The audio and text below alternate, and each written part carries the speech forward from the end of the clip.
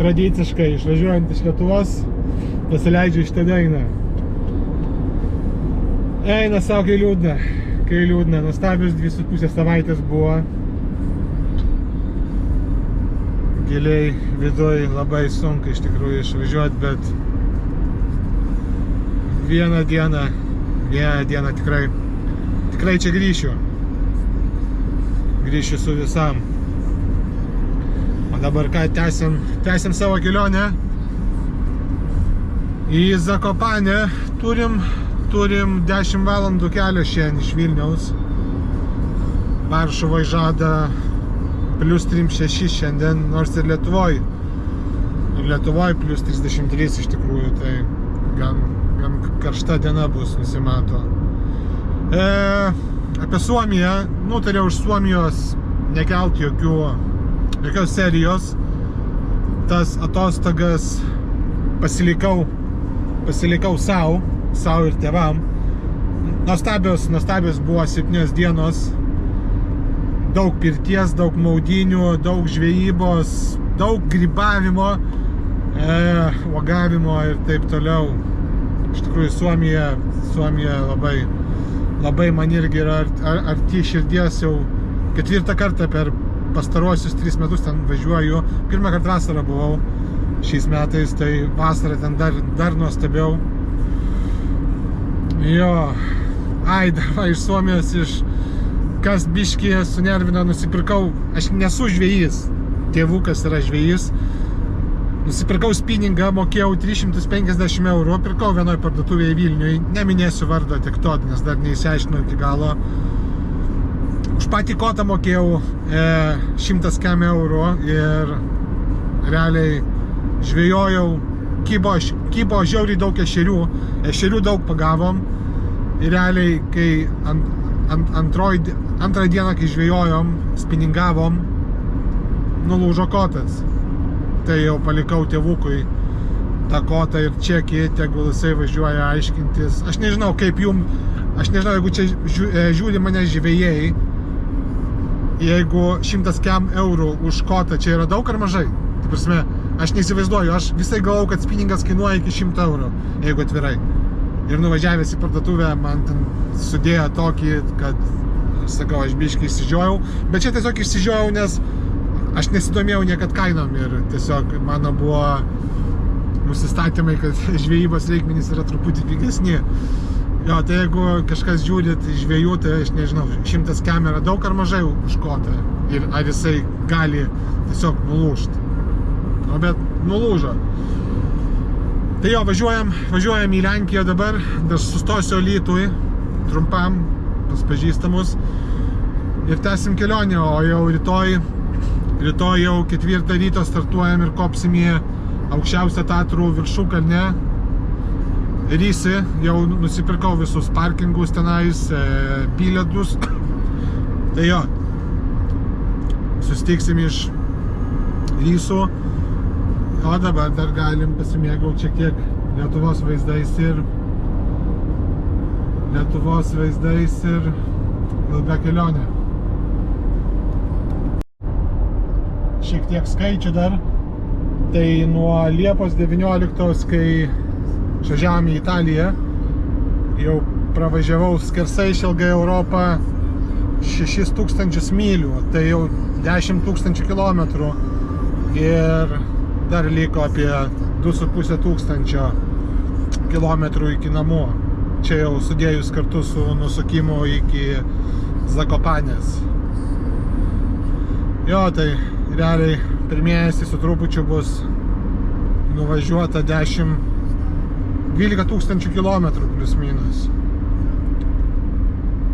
Tai nėra tiek ir mažai, reiks grįžus iš karto mašiną varyti aptarnavimui, tepalus pasikeisti ir šiaip pasižiūrėtų, kas nutiko ar nieko nenutiko per visą šitą nuvažiuotą atstumą. Nu ką, paskutiniai keli šimtai metrų Lietuvos. Gera buvo ir iki pasimatymo Lietuvą. Reiks dar sustoti į Vinoteką, prie Lietuvos Lenkijos sienos ir lėksim toliau. Čia pasienis matomai tuščias, nieks niekam neįdomu. Čia žiūriu visokiausias lietuviškas legendas, pardavinėja varžtas. Varžtas 2 litrai 7 zlotai, lokio pėda.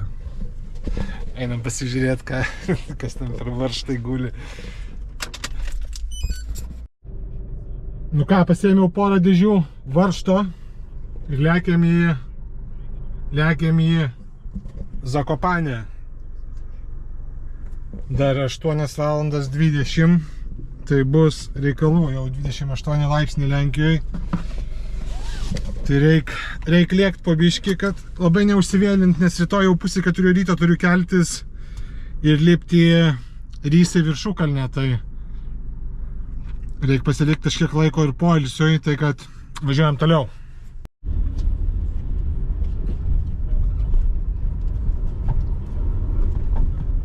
Nežinau, man labai patinka važiuoti per Lietuvos mažus miestelius ar Lenkijos.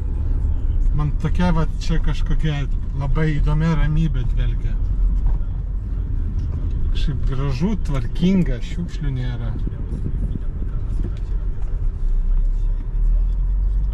Aišku, sekmadieniais Lenkai į bažnyčią eina, turbūt čia jų ir dėl to tiek daug, bet šiaip net nesinori važiuoti tą kitą galą Europos, nes kai žinai, kas ten tavęs laukia, tai atšoka noras net grįžti. Gražu.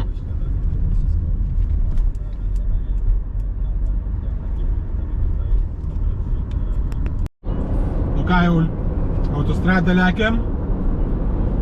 Ir aišku, tradiciškai, kaip Lenkijoje be hot-dogo, tai skanaus man, plius 29 dar šią akimirkai. Ir prieš 8 būsim. Dar turbūt vis tiek reikės stoti vėliau, užsipilt kuro. Dabar dar dasipyliau kažkiek litrų, nes miestelį pigiau buvo, nes jau autostradai bus brangiau, tai ko neužsipylus pilno bako. Tai kad ant ryšio. Pirmi kamščiai prasideda. Dar temperatūra nekaista, plius 3,1 tik tai. Matosi ten, va, na, stovi visi. Ir man ten reikia važiuoti. Kodėl taip viskas lėtai šiandien? Aš noriu važiuoti. Ką tu nori? Nieko aš iš tavęs ir nenoriu. Lenkija, Lenkijėlė. Lenkijūkštė. Turim 3-4 laipsnius, tai panašu. Dar tik tai 2 valanda, tai panašu turėsim ir 3,6, man taip atrodo. Karščiau negu Italijoje. Italijoje net nebuvo 3,6 laipsnių. Žiūrėsim, kaip čia dar bus pavažiavus žemiau. Iki Varšuvos liko turbūt pusvalandukas jau ir būsim jau Varšuvai, tai pagaliau pradėjom važiuoti, tai smagu.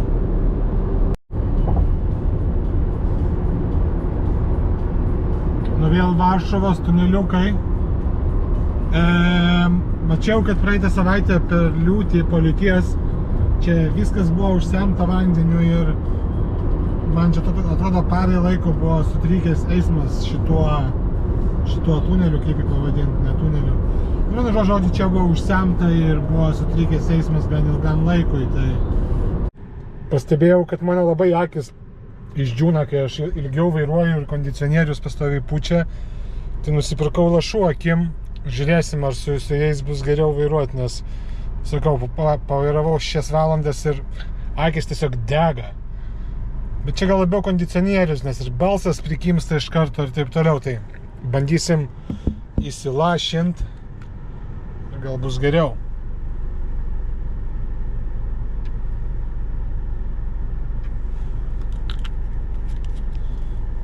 Tiesiog drekinami lašai tokie.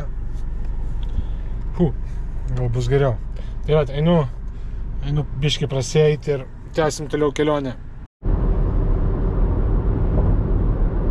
Asfalto temperatūra kem 5 laipsniai beveik. Prie Varšuvos rodė kem 8. Tai, blemba, 5 laipsnių temperatūra, tai jau yra kažkas turbūt tokia.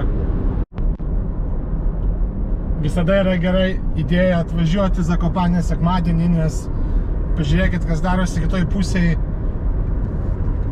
išvažiuojant iš Zakopanės. Tai mažai bus žmonių, man taip atrodo, tai bus faina. Nes toj kitoj pusėje tai kamštis eina savo. Plius 28, valanda 15 dar liko. Saulė jau leidžiasi. Neužilgo jau būsim vietoj. Neužilgo. Ir tas kamštis dar nesibaigia. Eina savo. Aš kažkada esu taip irgi čia strigęs. Labai senai, bet nenorėčiau vėl to patirti.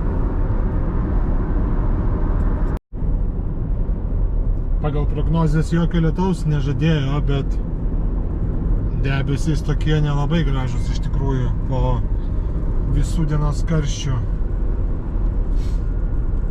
O rytoj jau planas buvo keltis 3 ryto nakties ir kad jau 4 valandą būt parkinge ir kopti Rysį viršūnę.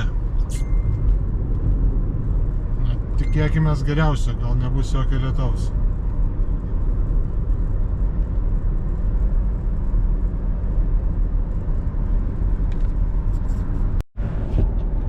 O išvažiuojantiems dar linksma. Ir mačiau žaibuoja horizonte. Ten debesis tai eina sau kokie. Ir dar vos nenugalė motociklininko išsižiojusio.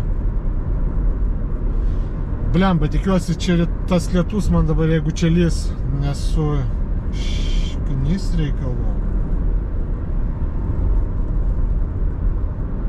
Visų planuotų. O, jau beveik vietoj.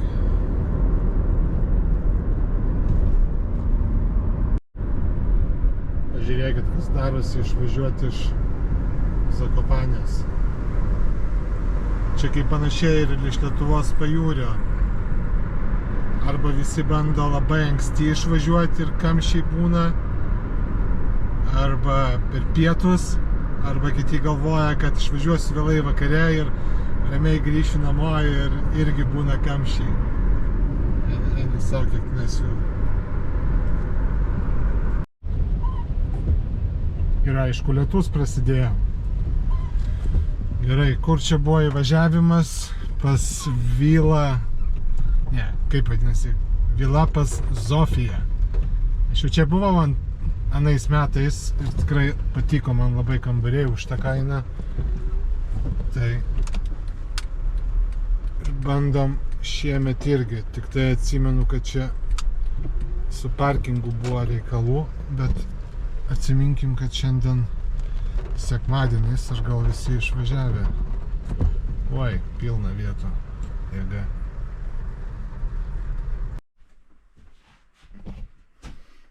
Maždaug taip atrodo kambarys. Lova, staliukas, kėdutė. Čia yra balkonas. Ten vaizdas į kalnus. Aišku, dabar nesimato. Ir apsižioplinau. Paėmiau, kad kambarį, kad vonia būtų atskirai, bet tipo privati vonia mano, bet jinai yra atskirai, man reikia išeiti iš tenais, atsirakinti ir naudotis. Nežinau, kaip aš apsižioplinau šį kartą. Nu, bet yra kaip yra. Turim beveik 9, greitį dušą, susipakuot tašę, pasikraut kameras ir eit miegot, nes ankstyvas startas laukia. Tai kad Ačiū, kad žiūrėjote šitą epizodą. Like, subscribe, parašykit komentarą. Ir susitiksim kitame epizode, kur kilsiu į kalnas. Tai vat, iki.